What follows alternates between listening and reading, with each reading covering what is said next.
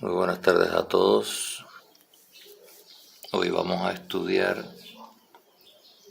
lo que se llamó, o lo que muchos llamaron, la regla primitiva de los templarios. Es decir, se refiere a la regla aprobada en el Concilio de Troyes, la regla del Temple, es decir, el reglamento de una pequeña milicia seglar o secular creada en el siglo XII por algunos caballeros franceses con el beneplácito o la autorización del rey de Jerusalén y el patriarca del reino latino en cuestión.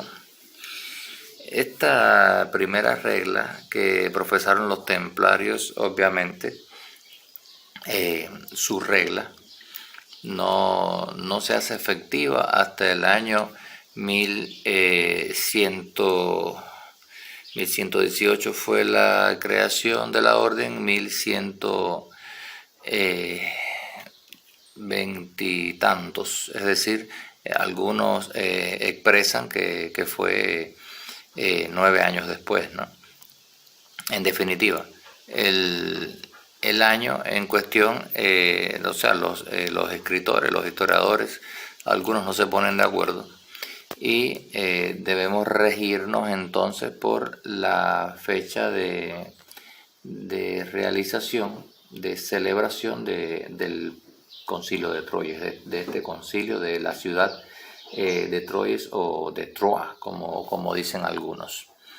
Anterior a esta regla, los templarios profesaban la regla de San Agustín, primeramente, de conjunto con los caballeros de la Orden del Santo Sepulcro, creada por Godefroy en 1099, tras la conquista de esta ciudad santa, y posteriormente fue que profesaron esta primera regla propiamente del temple, que según dicen algunos se inspira en la regla de San Benito, o sea, la regla de los monjes cistercienses de esta orden del Cister, de la cual formaba parte Bernardo de Claraval. Entonces, esta versión que vamos a estudiar en el día de hoy, de esta primera regla de los templarios, es una traducción de Montserrat Robrenyo y fue traducido en Barcelona en el año 2000. Y participó también Judy Upton, y dice aquí como un dato reimpresa con el amable permiso del autor, es decir, que la señora Judith debe haber solicitado permiso al señor Montserrat para reimprimir esta regla, ¿no? Esta regla que tenemos en nuestras manos, que vamos a estudiar en el día de hoy, es una cortesía de la Orden Soberana y Militar del Templo de Jerusalén, o por sus siglas en inglés, en latín, perdón, OSMTH. Dice este primer preámbulo, la introducción a esta regla, ¿no? A este documento que vamos a analizar hoy. La traducción o esta traducción de la original o primitiva regla de los templarios está basada en la edición de 1886 de Henry de Curson, la Règle du Temple o Manual Militar, o cómo desempeñar un cargo caballeresco. Representa la regla dada a los recién originados caballeros del Temple en el Concilio de Troyes 1129, aunque no debe olvidarse que la orden había existido durante varios años y desarrollado sus propias tradiciones y costumbres antes de la aparición de Hugo de Payens en el Concilio de Troyes. Por tanto, hasta cierto punto la regla primitiva está basada en prácticas ya existentes, es decir, que los templarios ya operaban en Jerusalén, en la Tierra Santa, y todas estas, digamos, todos estos capítulos de esta regla ya los habían puesto en práctica. Esta traducción es copia de Judeuton, The Ruler of the Templars, y ha sido reeditada con su permiso. La regla de los templarios incluye una introducción, también la regla y sus estatutos jerárquicos, castigos sobre regulaciones de gobierno, vida conventual, capítulos ordinarios, recepción en la orden y un apéndice por Matthew Bennett. La regla du temple o manual militar o cómo desempeñar un cargo caballeresco. El libro es extremadamente recomendable para aquellos interesados en la orden del templo o cualquier orden militar. Ahora es asequible en formato digital. Las notas para la regla primitiva, facilitadas por la señora Houghton, es la regla de los templarios. No se incluyen en este texto. Son de considerable interés y debían ser consultados por aquellos que desean estudiar la regla con más detalle. En fin, esto que vamos a analizar aquí es la regla como tal, pero no contiene una serie de elementos que obviamente podemos constatar, podemos consultar si tuviésemos la regla original en nuestras manos, ¿no? Obviamente esa regla original, no esta traducción que tenemos ahora, estaba escrita en otro idioma, quizás en latín o en francés, y no tenemos acceso a ella en estos momentos. Bien, dice, aquí comienza el prólogo a la regla del temple. No vamos a leer el prólogo completo, pero sí vamos a leer esta parte muy importante que dice: nos dirigimos en primer lugar a todos aquellos que con discernimiento rechazan su propia voluntad y desean de todo corazón servir al Rey soberano, llevar con supremo afán y permanente la muy noble armadura de la obediencia, y por tanto nosotros invitamos a seguir a los escogidos por Dios de entre la masa de perdición, a quienes ha dispuesto en virtud de sutil misericordia defender la Santa Iglesia que vosotros anheláis abrazar por siempre. Obviamente esta regla va a hacer alusión a una doctrina católica romana, obviamente.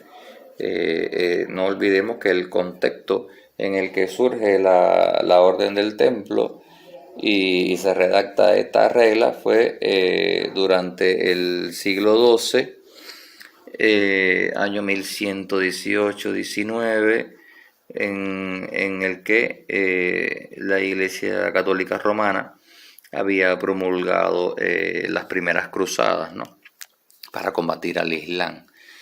Y a pesar de que existían otras religiones, la Iglesia tenía una gran influencia, un gran poder, incluso sobre las monarquías de la época, ¿no?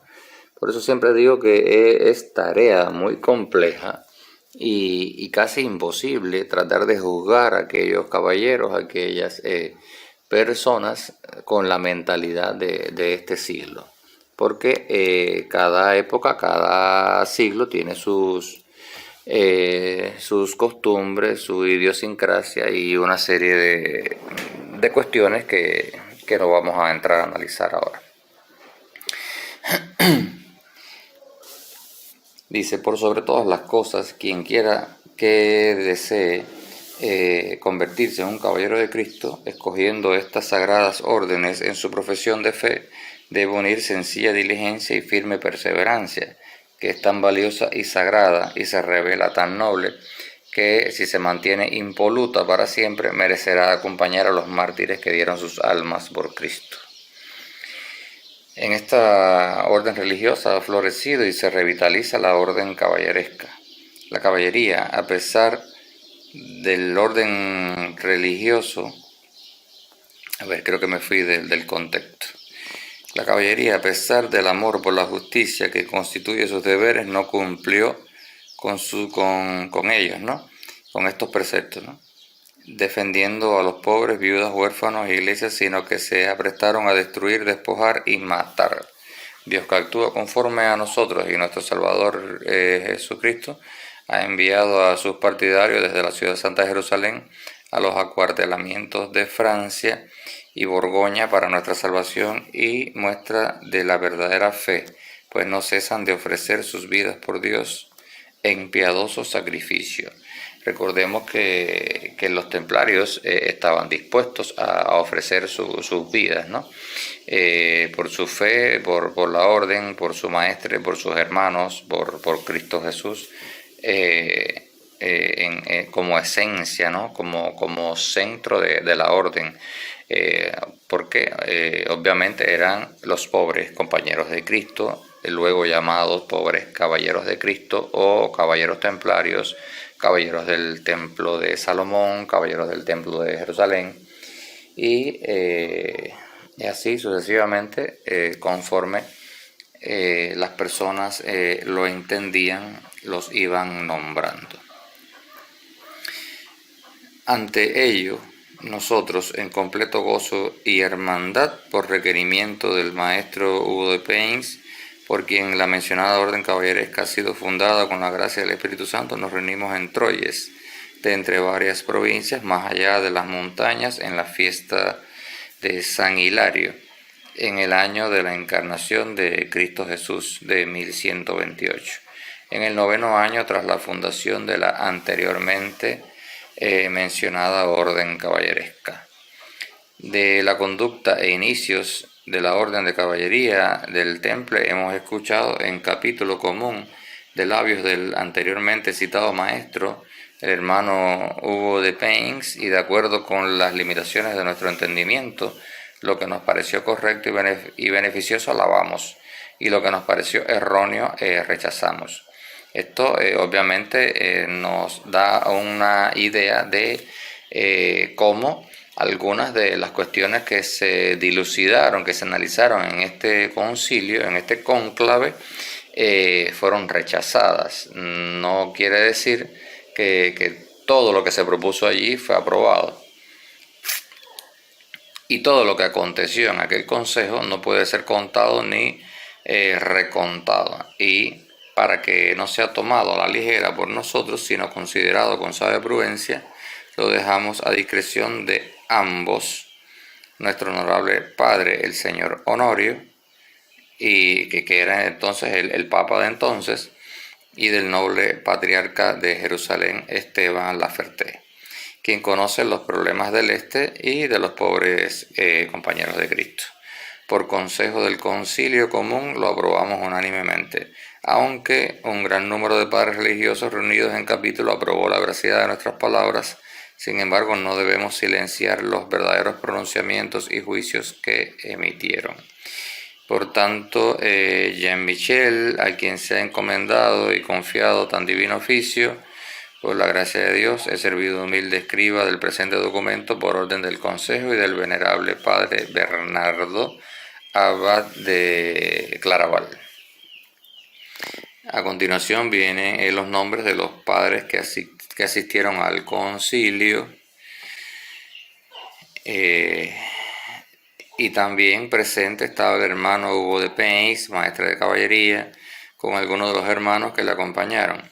Estos eran el hermano Roland, el hermano Geoffrey, el hermano otro Geoffrey más, el hermano Pain de Montdidier, un tal Archambault de Saint-Amand. Ese no era otro que de San, ¿cómo es que se llama él? Godofredo de Saint-Omer, algo de eso, que también era llamado de Saint-Amand,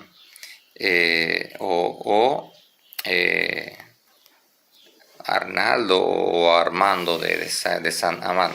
En fin, los nombres no importan en este momento, perdón. El propio maestre Hugh de Payen con sus seguidores expusieron las costumbres y observancias de sus humildes comienzos, y uno de ellos dijo: Ego principium qui et loquor vobis, que significa yo quien habla a vosotros soy el principio, según mi personal recuerdo. Es decir, todo esto lo está redactando, lo recuerda este personaje, Jean Michel, que fue el escriba al que se le confió redactar los sucesos de este concilio. Agradó al concilio común que las deliberaciones se hicieran allí y el estudio de las Sagradas Escrituras, que se examinaron profundamente con la sabiduría de mi señor Honorio, Papa de la Santa Iglesia de Roma y del Patriarca de Jerusalén, y en conformidad con el capítulo. Juntos y de acuerdo con los pobres compañeros de Cristo, y del templo que está en Jerusalén, se debe poner por escrito y no olvidado, celosamente guardado, de tal forma que para una vida de observancia se puedan referir a su Creador, comparación más dulce que la miel en paridad con Dios, cuya piedad parece óleo y nos permite ir hacia Él, a quien deseamos servir, per infinitas seculorum secula. Amén. Bien. Esta es la introducción a este documento conforme está redactado. Ahora dice, aquí comienza la regla de los pobres compañeros de Cristo, o de los pobres caballeros del temple, como también lo llamaron. Vosotros, los que renunciáis a vuestra voluntad, y otros, los que servís a un rey soberano con caballos y armas, para salvación de vuestras almas y por tiempo establecido, acudiréis con deseo virtuoso a oír maitines y el servicio completo, según la ley canónica y las costumbres de los maestros de la ciudad santa de Jerusalén.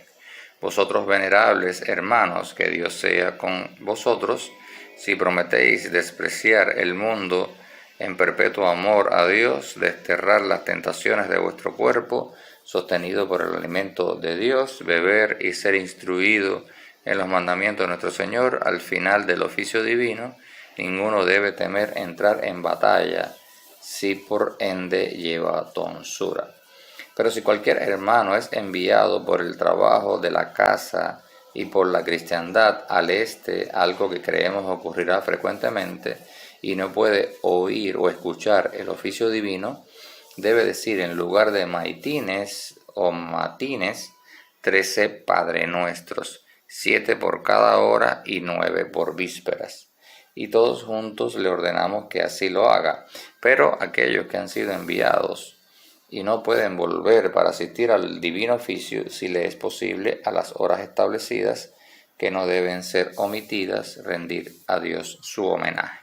Es decir, los templarios tenían por obligación asistir al santo oficio, a la misa, a la Eucaristía, conforme rezan las reglas, ¿no? De un monje, de un religioso que convive en un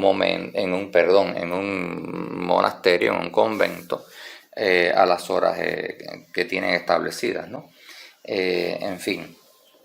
Si no puede hacerlo por alguna cuestión, por alguna fuerza mayor o alguna cuestión de encontrarse distante de ese lugar donde se oficia esa ceremonia de Eucaristía, debe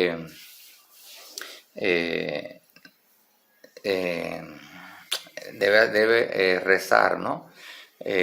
Todos esos Padre Nuestros y todo lo que dice allí. De lo contrario, rendir a Dios su homenaje de la forma más correcta posible. Yo siempre digo que un caballero de Cristo no debe repetir tantos Padre Nuestros, Ave María, oraciones preestablecidas o escritas por otros hombres, ¿no?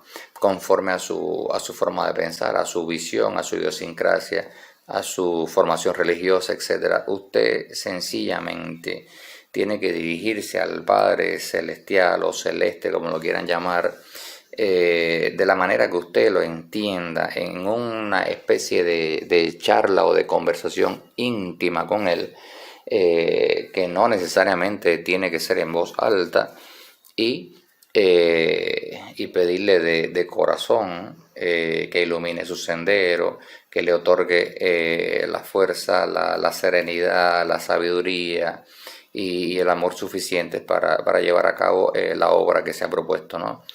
Y todo aquello que usted desee conversar en completa intimidad, paz y armonía con el Creador. Continúa la regla con la forma en que se debe recibir a los hermanos. Si cualquier caballero seglar o cualquier otro hombre desea dejar la masa de perdición y abandonar la vida secular escogiendo la vuestra en comunidad, no consintáis en recibirlo inmediatamente, porque según ha dicho mi señor San Pablo, prueba el espíritu, prueba el alma, a ver si viene de Dios. Sin embargo, si la compañía de sus hermanos le debe ser concedida, deja que le sea leída la regla, y si desea explícitamente obedecer los mandamientos de esta y complace tanto al maestre como a los hermanos recibirle, déjenle revelar su deseo ante todos los hermanos reunidos en capítulo y hacer la solicitud con un corazón digno. Esto obviamente más claro no puede ser, ¿no? Cuando una persona desea ingresar a la orden, se debe recibir en medio de un capítulo donde debe expresar su deseo delante de todos los hermanos y hacerlo con humildad, con honestidad, con sencillez, austeridad. Y si le complace al maestre como a los hermanos recibirlo, pues es una decisión del capítulo, como dice ahí propiamente esta regla, que es la número 11, según tengo aquí en este documento. Habría que contrastar con otros documentos a ver si es el mismo número, es el mismo capítulo que tenemos aquí. Sobre los caballeros excomulgados, este capítulo no vamos a entrar en detalles porque realmente en estos tiempos no existen caballeros excomulgados. Y esa práctica no se usa, no hay una costumbre digamos que no se hace, que no se practica cotidianamente, que no es muy frecuente que se comulgue a las personas, mucho menos a un caballero, ¿no? Existen otras para aquellos caballeros que una vez que ya forman parte de la orden, que cometen algún error, que cometen alguna violación a los estatutos, a los reglamentos, a la propia regla, aprobada y actualizada para los tiempos presentes, que esa la vamos a analizar posteriormente. Existen otras, otros castigos, otras maneras o formas de hacerle entender que se ha equivocado y que debe corregir su conducta si desea continuar en la compañía de los hermanos. Vamos a continuar con el otro capítulo que trata sobre no aceptar niños. Es decir, en aquel entonces los templarios no tenían permitido, o ellos no deseaban admitir niños en la orden del templo. ¿Por qué? Dice así: aunque la regla de los santos padres permite recibir a niños en la vida religiosa, nosotros lo desaconsejamos, porque aquel que desee entregar a su hijo eternamente en la orden caballeresca debe educarlo hasta que sea capaz de llevar las armas con vigor y liberar la tierra de los enemigos de Cristo. Entonces, que su madre y padre lo lleven a la casa y que su petición, es decir, la casa de la orden, y que su petición sea conocida por los hermanos. Y es mucho mejor que no tome los votos cuando niño, sino al ser mayor, pues es conveniente que no se arrepienta de ello, a que lo haga posteriormente. Y seguidamente que sea puesto a prueba de acuerdo con la sabiduría del maestre y los hermanos, conforme a la honestidad de vida, al solicitar ser admitido en la hermandad. ¿Qué quiere decir esto? Una vez que usted ha educado a un niño, que ya se convierte en un adolescente, en un joven, y usted lo lleva a la casa del temple a solicitar el ingreso en la orden, debe ser puesto a prueba. No solo en el manejo de las armas, obviamente, hoy no se va a la guerra, no se usan armas para ir en defensa de la cristiandad, mucho menos en contra del Islam. Y lo que sí es necesario que ese joven, que ese adolescente, solicite de corazón, que realmente desee formar parte de la cofradía, ¿no?, de los pobres compañeros de Cristo en este siglo, ¿no? En aquel tiempo era mucho más rigurosa esta regla, este capítulo era mucho más estricto, y por tanto los templarios se reservaban de aceptar niños en la orden. Sobre los que están de pie demasiado tiempo en la capilla. El próximo capítulo hace referencia a este subtítulo, ¿no?, a este tema, a este asunto. Se nos ha hecho saber, y lo hemos escuchado de testigos presenciales, que de forma inmoderada y sin restricción alguna, vosotros escucháis el oficio divino de pie. Nosotros no ordenamos que os comportéis de esta manera, al contrario, lo desaprobamos. Disponemos que tanto los fuertes como los débiles, para evitar desórdenes, canten el salmo llamado Venite con la invitatoria y el himno sentados, y digan sus oraciones en silencio, en voz baja, no voceando o vociferando, para no perturbar las oraciones de los demás hermanos. Esto es para que tengan una idea de cómo era la forma de pensar de los templarios, que no buscaban sobresalir, resaltar, llamar la atención como otros cristianos que vociferan, que alzan la voz, que creen que con ellos Dios lo va a escuchar primero, o lo va a escuchar más que aquellos que dirigen sus oraciones al Padre en silencio, pero con honestidad, con sinceridad, con la profundidad del deseo de que usted está refiriéndose al Padre, que usted está sosteniendo una conversación con Él, y no con el sacerdote o el pastor que está delante de usted, o con los demás que se encuentran al lado, o sea, a su alrededor. Pero al final de los salmos, cuando se canta el Gloria Patri en reverencia a la Santísima Trinidad, os ponéis de pie e inclinaréis ante el altar, mientras los débiles enfermos solo inclinarán la cabeza. Por tanto, mandamos que cuando la explicación de los evangelios sea leída y se cante el Te Deum Laudamus, y mientras se cantan los laudes y los maitines terminan, vosotros estéis de pie. De esta misma forma dictaminamos que permanezcáis de pie durante maitines y en todas las horas de Nuestra Señora.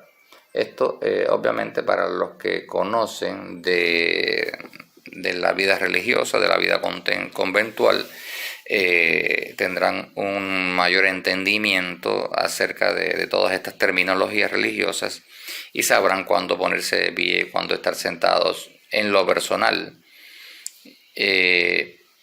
pienso humildemente que el caballero de Cristo, el hermano que decide o que puede acudir a misa, a Eucaristía, que permanezca sentado y solo se ponga de pie al concluir la ceremonia. Porque esta manía, vamos a llamarlo así, esta costumbre que heredamos de nuestros antecesores, de estar parándonos y sentándonos constantemente en la iglesia, esto no tiene sentido. Ni su alma va a ser más pura, ni sus oraciones van a ser mejor atendidas porque usted esté de pie sentado o porque se arrodille. Vuelvo y repito, lo que importa es que cuando eleve sus oraciones en silencio interiormente, lo haga de corazón, lo haga con fe, con la determinación de fortalecer su alma, su espíritu, su conocimiento, su sabiduría, su entendimiento y de ser cada día un mejor caballero de Cristo. Sobre la vestimenta de los hermanos, disponemos que todos los hábitos de los hermanos sean de un solo color, bien sea blanco, negro o marrón, y sugerimos que tanto en invierno como en verano, si es posible, lleven capas blancas.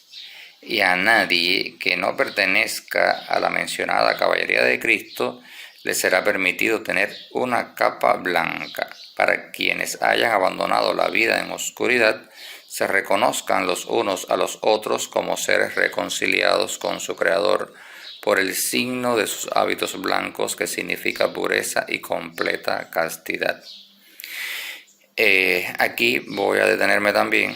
Para nadie es un secreto que muchos que visten de blanco han delinquido, han cometido faltas graves, sobre todo religiosos, eclesiásticos, obispos, pero bueno, no estamos aquí para criticar o para tomar los malos ejemplos, sino para guiarnos por los buenos ejemplos. ¿Por qué dice que habla primero de los hábitos y luego habla de las capas? Bien, recuerden que los templarios tenían una llamada túnica o sobrevesta. Esta túnica o sobrevesta, en dependencia, si era caballero la usaba blanca, si era sargento de negro, y lo mismo sucedía con las capas o los mantos, negro para los sargentos, blanco para los caballeros. Claro que cuando lleguemos al capítulo donde hace alusión a los caballeros casados, o los que van al temple, a la orden por un tiempo, ustedes se van a dar cuenta cómo se le prohíbe también a estos caballeros usar el manto blanco.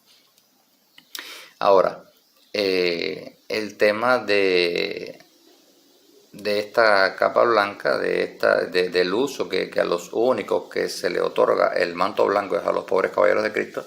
Esto es con la cruz de gules, es decir, con la cruz paté o patada de color rojo, porque debemos aclarar que los caballeros teutones o teutónicos también usaban una capa blanca, pero la diferencia es que estos llevaban una cruz negra, una cruz que luego fue la inspiración de los nazis para usar la llamada cruz de hierro.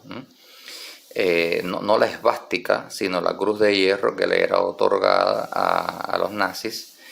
Estos se inspiraron obviamente en los caballeros teutónicos. Entonces los teutónicos, que no eran solo de Alemania, no eran solo de la región de Alemania, sino de toda esta parte de Europa que está ahí circundante, ¿no?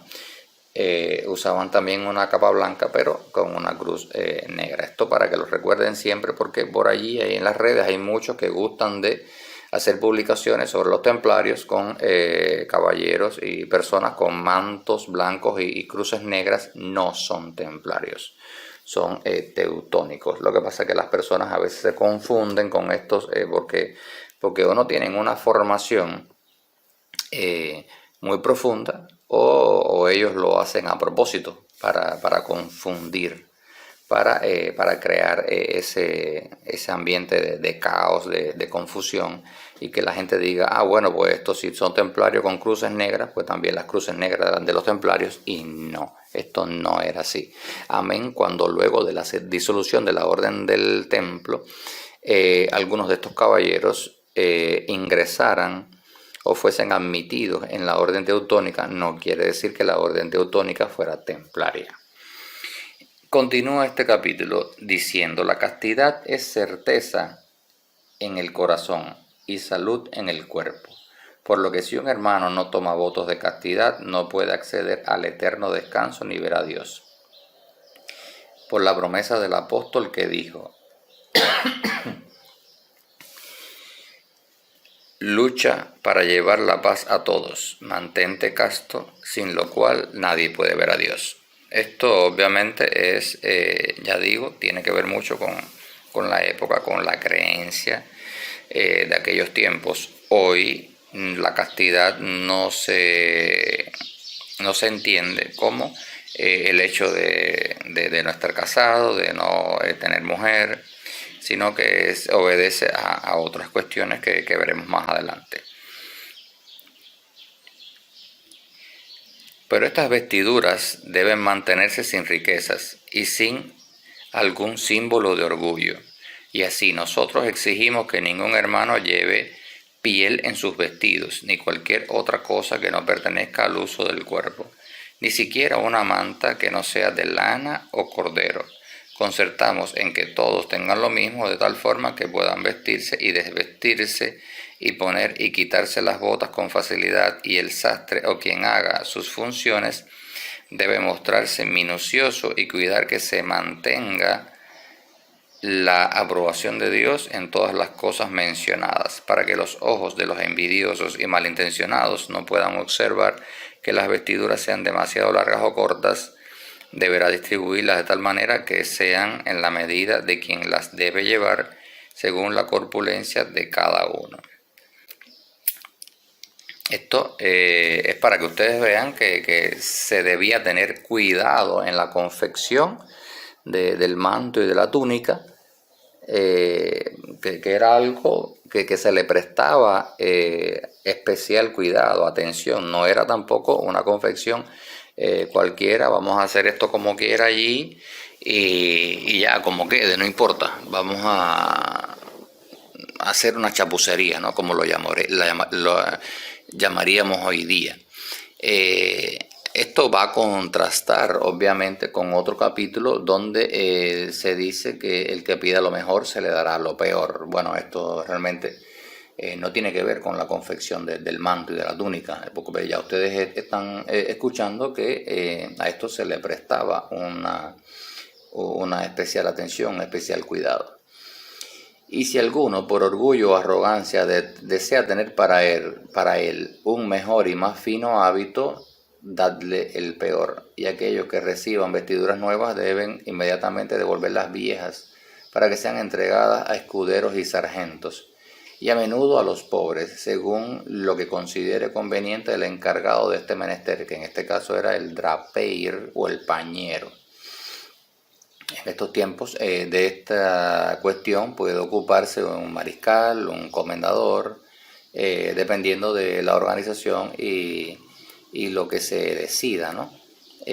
por el maestre o el prior o el consejo de esta hermandad. Aquí un detalle. Cuando se reciban las vestiduras nuevas, es decir, los caballeros, que eran los más privilegiados dentro de la orden, deben devolver las viejas, y estas serán entregadas a los escuderos y a los sargentos, y a menudo a los pobres. Actualmente, con todas las limitaciones que tenemos, financieras, económicas, etc., eso puede que sea posible o no. Por lo general a usted le otorgan un manto, y ese manto usted lo usa de por vida. Usted lo tiene guardado, lo usa solamente para las investiduras, ceremonias, actividades, reuniones, etcétera, propias de la orden. Pero recordemos que en aquel entonces, en el medievo, ese era el uniforme, el atuendo cotidiano que usaban todos los días. Por eso corría el riesgo de sufrir un desgaste o romperse en las batallas, etc. No olvidemos que era una orden monástica, pero militar, es decir, eran monjes soldados, eran soldados, guerreros, caballeros devotos, que no solo recibían o asistían a recibir el Santo Oficio, la Eucaristía, etc., sino que también trabajaban, construían edificaciones y guerreaban. Sobre las camisas, entre otros asuntos sobre los que regulamos debido al intenso calor existente en el este, desde Pascua hasta Todos los Santos, gracias a la compasión y de ninguna forma como derecho, una camisa de lino será entregada al hermano que así lo solicite. Sobre la ropa de cama, ordenamos de manera unánime que cada hombre tenga la ropa de cama a las sábanas de acuerdo con el juicio del maestre.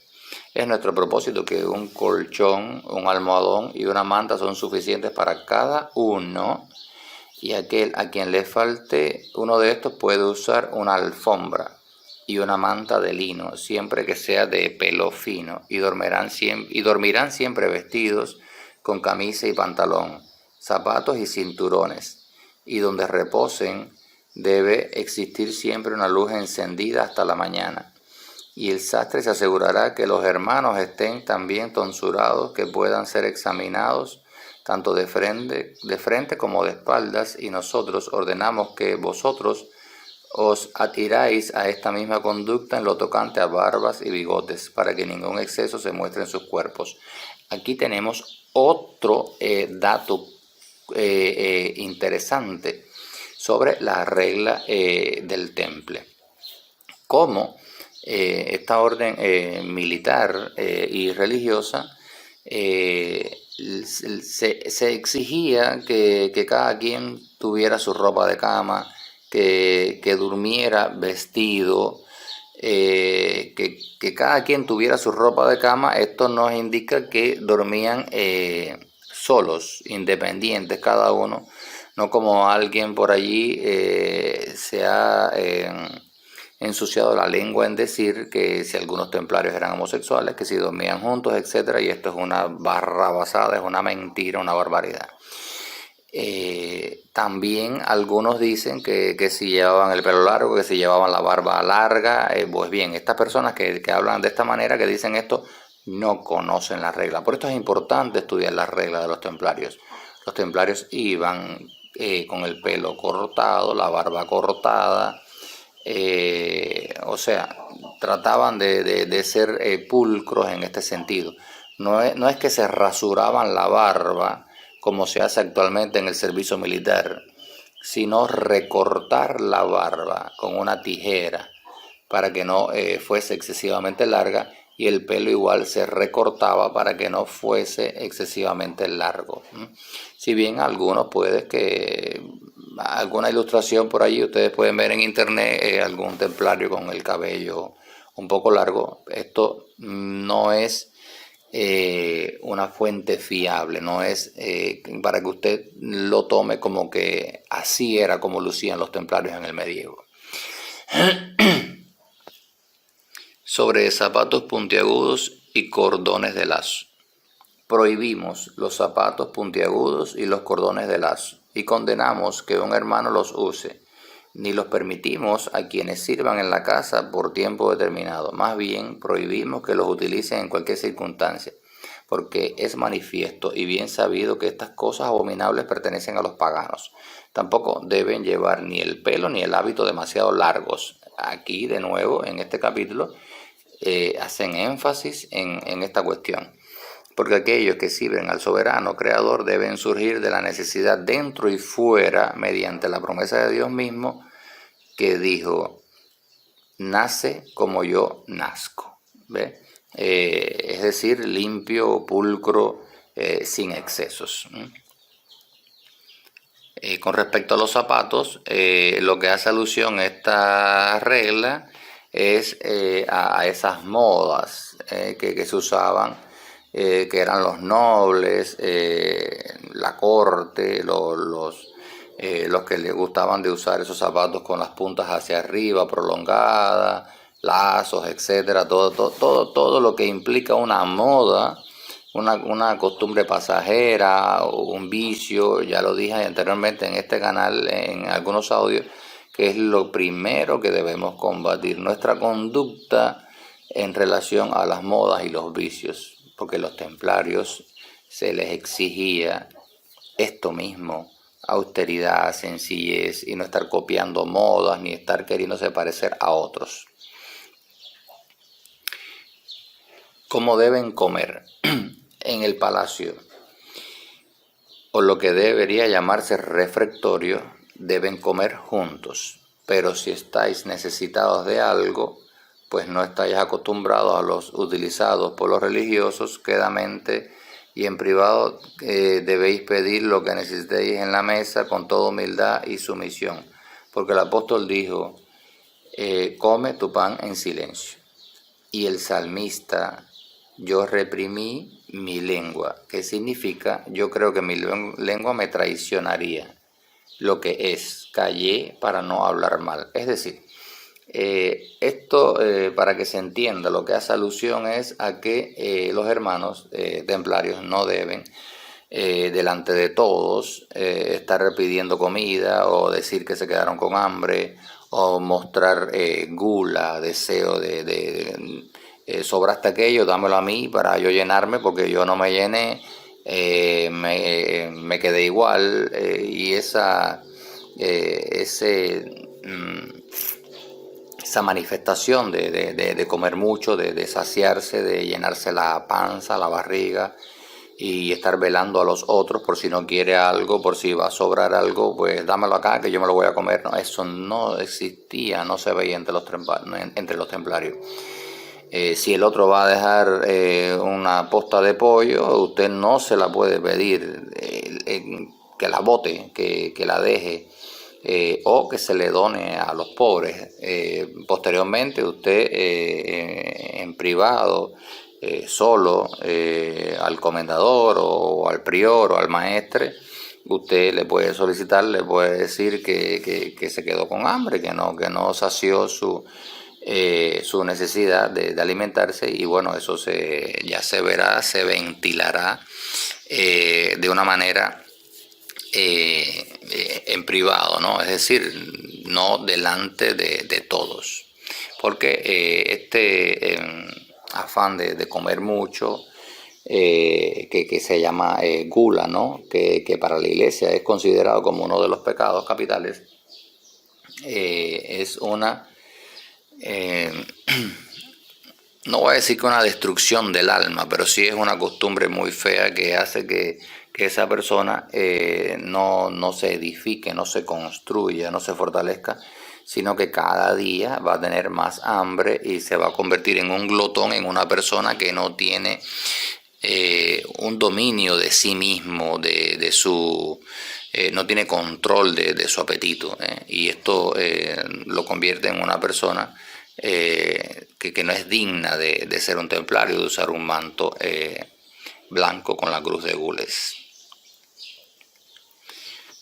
Sobre la lectura y la lección, siempre durante la comida y cena en el convento que se lean las Sagradas Escrituras, si ello es posible, si amamos a Dios, sus santas palabras y sus santos mandamientos.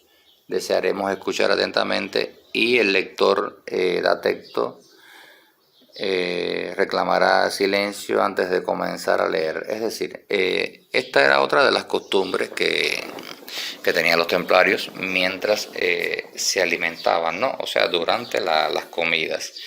Debían comer en silencio, no estar conversando entre ellos en las mesas, sino más bien escuchando al que estaba leyendo la Sagrada Escritura, en este caso, que era lo que escuchaban los templarios, en silencio, comiendo y escuchando la Sagrada Escritura. Una de las costumbres que hoy no se practican es eso. Usted va a cualquier comedor y usted ve que las personas están hablando, chachareando unos a otros, incluso con la boca llena, es un murmullo constante. En aquella mesa se habla de un tema, en este de otro, se escucha música y es un desastre. No existe un orden, una continencia, una disciplina en los comedores, en los lugares donde se toman los alimentos. Y esto es algo que también es cuestionable, es despreciable para los templarios.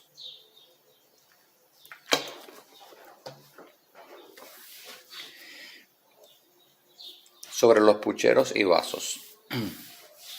Debido a la escasez de pucheros, los hermanos comerán por parejas, de tal forma que uno pueda observar más de cerca al otro, para que ni la austeridad ni la abstinencia en secreto sean introducidas en la comida de comunidad. Y nos parece justo que cada hermano tenga la misma ración de vino en su copa. Bien. ¿A qué se refiere esto? Cuando dice que comerán en parejas, es que en una mesa se sentaban dos hermanos, uno en cada extremo, y podían compartir, por ejemplo, la misma copa de vino, por ejemplo, ¿no? En el caso de que no hubiese una para cada hermano, ¿no? Se bebía vino porque no es que eran bebedores, ni borrachos, ni mucho menos. Recordemos que en aquella época el vino era la bebida común, era como el agua en estos tiempos, aunque también obviamente había agua. Pero era factible, era favorable beber vino en aquel entonces como una bebida que se producía bastante, sobre todo para contrarrestar el frío, ¿no? Entre otras cuestiones para lo que se utilizaba el vino en aquel entonces. Recordemos que los cruzados, no confundir los cruzados con los templarios, recordemos que los cruzados bebían, se emborrachaban, no tenían la misma forma de pensar ni de actuar que un templario. Luego los templarios quizás fueron cruzados también, pero la orden del templo surgió para darle a la caballería otro enfoque, ¿no? Era la introducción del monje, del religioso en la caballería, de un caballero más puro, más honorable, diferente al resto de los caballeros, si bien hubo muchos caballeros, muchos nobles, que eran dignos, que eran personas que se dirigían con honorabilidad, con honor, con dignidad, estos capítulos sobre la regla de los templarios no debe ser entendido tampoco como algo que se debe aplicar estrictamente en la actualidad, pero sí muchos de estos capítulos, muchos de estos preceptos, de estas enseñanzas, de esta disciplina, sí puede ser aplicada a nuestros días, a los caballeros del templo de hoy, cuando se trata de una reunión o actividad donde convergen o coinciden todos los caballeros de la orden o de una encomienda en cuestión. Si bien usted hace vida social y se relaciona con otros compañeros que no forman parte de la orden, en su entorno laboral, social,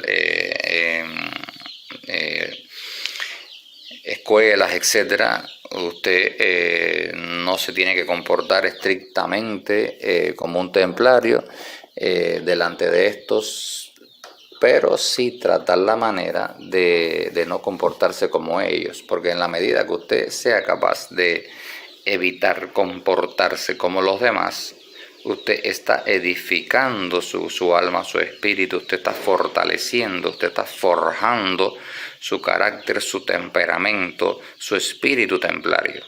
Usted no puede dejarse llevar por la multitud, por el populacho, fuera de las reuniones o de las actividades de la orden, y y solamente comportarse como un templario cuando usted se encuentra en la compañía de los hermanos, ¿no? Porque obviamente los hermanos van a tener una mejor aptitud, resistencia y continencia a la disciplina, a todas estas cuestiones del reglamento interno de la orden, y usted se va a sentir mal porque usted no ha tallado, no ha edificado su espíritu cuando está fuera de las actividades de la orden, cuando no está en la compañía de los hermanos, cuando está rodeado de la sociedad. Y esto le va a traer problemas y va a hacer que usted se sienta mal, obviamente.